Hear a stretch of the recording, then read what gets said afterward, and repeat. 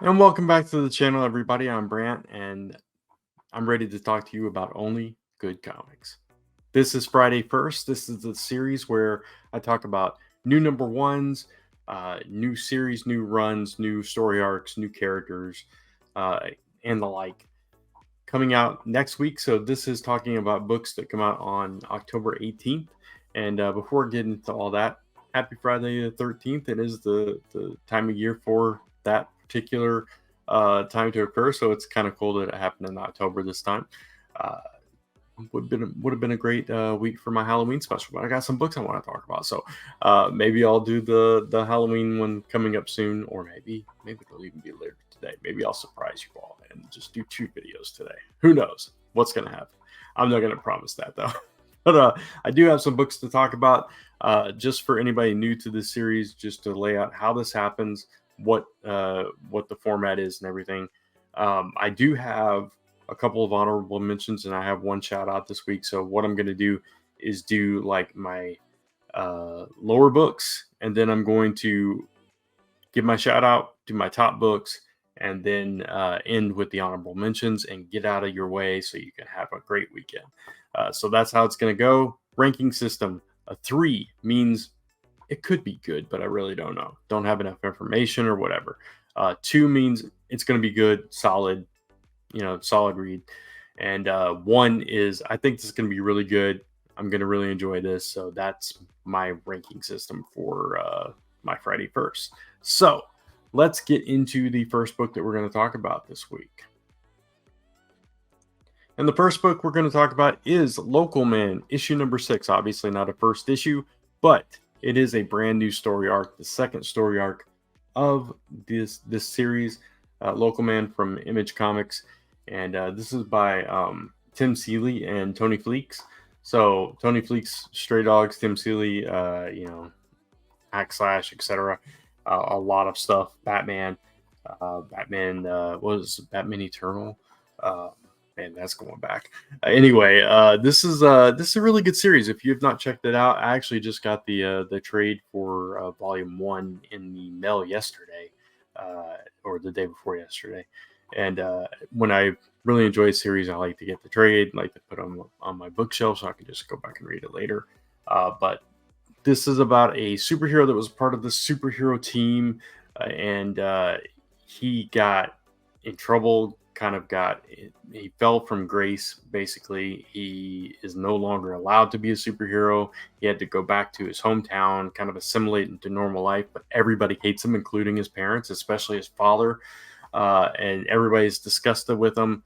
And even though what happened, yes, it was bad, immoral, whatever, but it wasn't entirely his fault. And so, but he's the one that has to deal with it. He's running around wearing like a ski mask, trying to help, even though he's not supposed to be heroing at all. And in this new arc, he has to solve a mysterious drowning that happens on dry land. So that happens, and hopefully he doesn't get in trouble with the authorities and other superheroes, because we saw how poorly that went in the first arc.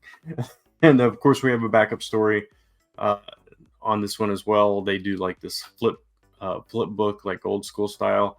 So check it out if you have not. But Local Man number 6, the first issue of a brand new story arc. Local Man, I am giving a 1 because I think it's going to be really good, because every issue I've read so far has been really good. So next book we're going to talk about is The Prism number 1. This is from Ablaze, and I haven't read, I think I've only read one other book, maybe 2 from Ablaze, but the concept for this one was pretty interesting and kind of pretty out there. So it's obviously a sci-fi book. Just you can kind of tell by the art and everything, and obviously if you read the description. 40-page issue, by the way, for $3.99. So that's a pretty good deal. But noise pollution crushing the earth. So what they decide to do, this organization or this project called Prism, is send a music group into space to play music where as it says, where rock and roll excess and the survival of all life on Earth collide. so they can produce sound that's able to push back this major threat that is called smoke on the water. It's so out there, so insane that I was just like, oh, I gotta talk about this one. I gotta try this one out if I can find it. That's an interesting concept. And we've seen music and comics, mesh together before, but this is different. This is out there, like I said. So we'll see what happens. I have no idea if this is going to be good or not. So I am giving this one a 3. It could be good, but I really don't know. So yeah, the creators behind this, it's just one creator. Matteo De Longis is the writer and artist. So I'm not familiar, and we'll see. We'll see how that goes. Actually, Avengers: The Initiative. This creator worked on. So the Prism issue number 1. There you go. Next up, we got a book from Dark Horse called Subgenre number 1. This was another one that was kind of interesting with the concept, because this person is living out 3 different lives, or 2 different lives, sorry. He's a private detective in a cyberpunk land, and then he's and trying to solve a triple murder, and he's also an adventure in a barbaric fantasy world, but he doesn't know if he has split personalities. He doesn't know if it's just a dream. He doesn't know if he's traveling through different dimensions, living in different timelines. He doesn't know what's going on. So I thought that was really interesting. An interesting way to, portray that. This is got Matt Kent writing it, Wilfredo Torres doing the art, and Bill Crabtree on color. So all creators that have done a lot of cool things in comics, and now they bring this cool concept to Dark Horse. So we'll see where that goes. Interesting, though. Very interesting. And I don't know, though. I don't know how I feel about this one until I read that first issue. So it's kind of one of those deals. So I'm giving this one also a 3. So it could be good. Then we have a book from IDW called Beneath the Trees Where Nobody Sees, issue number 1. Okay, so if it was just a serial killer comic, it'd be like, okay, writer and artist is Patrick Horvath, or Horvath. Anyway, it's like, okay, it's a serial killer story, we've seen that and everything. But the crazy contrast here is this art. This is I don't know if this is actually anthropomorphic, if this is a bear, or if it's somebody wearing a bear costume that is a serial killer. Either way, the art is very all ages kind of art, but you're talking about a serial killer who is burying all these victims in this forest. And it's just like, what the heck is going on? And it's like this grisly story. And I love the contrast here. There was actually a story that we've had in the works since the beginning of Last Number Press, that originally we were also going to do that. It was like this crime noir murder mystery kind of thing. We were going to do this very almost cartoon like art style for it. So this obviously caught my attention. It's like, what the heck is this thing? So yeah, and it says fellow animal folk. So yeah, this is a bear just walking through the woods, dragging dead bodies into this forest with this all ages kind of art. So it's kind of crazy. So I definitely got to check that one out, right? So it says Live, Laugh, Shed Blood, Dexter meets Richard Scarry's Busy Town. So, I mean, Dexter meets Busy Town. That is just wow. Okay. So that sounds pretty cool to me. So I think this one is going to be kind of interesting. So I'm going to give this one a 2. I think it's going to be good just because of the contrast, and it's going to be weird. Hopefully I'm right, and hopefully I'm not wrong, but I think it's going to be good. So check that one out. Okay, now I want to get to my shout out. This is the shout out portion of the show. I wanted to shout out Beautiful Soldiers number 1. This is from Scout Comics.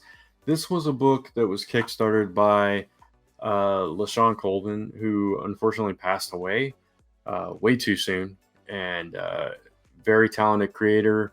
I was really excited about this book for a really long time, and LaShawn had opened a comic shop, had gone all in on this book, had a lot of hype behind it. Iwan Nazif is the artist who I've worked with before. Iwan is a great creator, fantastic, very talented, and cool person as well. So two creators that are awesome in the indie space, and unfortunately, one of them was taken from us way too soon. But Beautiful Soldiers is still coming out from Scout Comics, so definitely go support that and check it out. And it's just, it's a beautiful, beautiful book. If you want to learn more information about it, the description's a little vague here, but you can go search for Kickstarter and look. There's a lot more information there. But it deals with elements, air, fire, water, and earth, which is something I'm always drawn to. Obviously, my character, the Last Ember, is a fire-based character, so anytime that is involved, it catches my attention. So check out Beautiful Soldiers from Scout Comics. All right, we're getting into those top books, those ones I'm most excited about. So let's start with Superman number 7. Yes, it's a number 7, but it's an anniversary issue, which is why it is on this list, on this show. So this is legacy numbering 850, so a milestone issue. But the cool thing about this particular book is it doesn't seem to be following the traditional anniversary issue format where you have a bunch of creators involved that tell a bunch of stories. Now, maybe there will be some of that in this. This is an oversized issue. It is a $5.99 book, but Joshua Williamson is at the helm, and the stories involved in this issue seem to be progressing the overall plot that he's been building throughout the series so far, which has been really good. You have the Chained here battling a new menace. You have something setting up this massive story in 2024. You have the Mysteries of Metropolis, which has been a theme throughout this run. So all of that is continuing in this anniversary issue. So every issue of Superman has been really good. I think this one's going to be really good too. So I'm giving this one a 1. Then next up, we have the Sensational She-Hulk number 1, which it's barely a number 1. It's just a new arc, same creative team. But it seems like this time we're embracing that John Byrne esque kind of vibe for the She-Hulk series even more than we did last arc. Obviously, Sensational She-Hulk, she's back with the adjective intact and everything for this new era. We'll see if it veers at all from the last arc or if it's just kind of more of the same. Don't really know, but I really enjoyed the last run, so I know that I'm going to enjoy this one as well. Rainbow Roll still doing the writing chores on this one, and I really enjoyed her Runaways run, and I enjoyed the She-Hulk run, so hopefully we'll continue with that. So Sensational She-Hulk for me also gets a 1. I think it's going to be really good and worth picking up. I actually forgot one of my mid ones. So I'm going to toss that up here. Justice League versus Godzilla versus Kong number 1. I think I gave this one a 3. Yeah, I gave this one a 3. I'm not the biggest fan of Godzilla versus Kong, the big monster stuff. It's just never been my thing.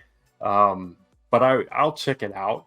It's obviously a big crossover that a lot of people are excited about. Been talking about a $4.99 book, 40 pages, so not too bad. But we have the Legion of Doom, we got the Justice League, we got Kong, we got Godzilla, all kinds of chaos going on. And behind all this is Brian Buccellato, and with art by Christian Deuce. Yeah, so if you're a big fan of Godzilla and Kong, go check it out. And let me know what you think. I don't know for sure if I'm going to try this. Depends on how big my haul is, but maybe I'll try it. But I'm giving it a 3. Now back on track. Let's talk about this book. J. Garrick, The Flash, issue number 1. So brand new series here featuring Jay Garrick, who is now with his long lost daughter with him side by side. So that is good to see, spinning out of Stargirl The Lost Children, which I really enjoyed that series. And I'm glad to see Judy back here, and I'm curious to see where things go. Jeremy Adams, who killed it on the Flash series, is killing it on Green Lantern, and now has this Jay Garrick series. I'm really excited about this one. I think it's going to be, really good. So I am going to give this one a 1 as well, just because recent history has shown me that I like Adams' writing style. I like Flash characters. I like anything that's spinning out of the Lost Children. And it's about time Jake Garrick had his own series. So there you go. So that's all of the books that I'm ranking. I've got 2 honorable mentions left. So let's get to those. One of them, I'm kind of fudging my own rules by putting this up here. Click Click Boom number 5. I just wanted to put it up here because it is the finale of this miniseries. I don't know if that qualifies as anything, a first of anything, but it's going to be here. So there you go. Miniseries finale. Sprout has gone on this suicide mission to take out the person responsible for all her pain and misery. So we'll see how everything wraps up in this final issue, but this has been a really good series. If you have not checked this out, this is from Image Comics. This is from Doug Wagner and Matt Wilson and Douglas Dabbs. So check this out. Click Click Boom into the series. And then finally, Crypt of Shadows number 1, bringing back the crypt just in time for Halloween and everything. So All Hallows Eve draws nigh. The dust-covered slab that seals shut the crypt, blocking out the sun and casting it forever in the shadow, has creaked open to let the darkness loose. I probably should have just left this on my Halloween one, but why not? Yeah.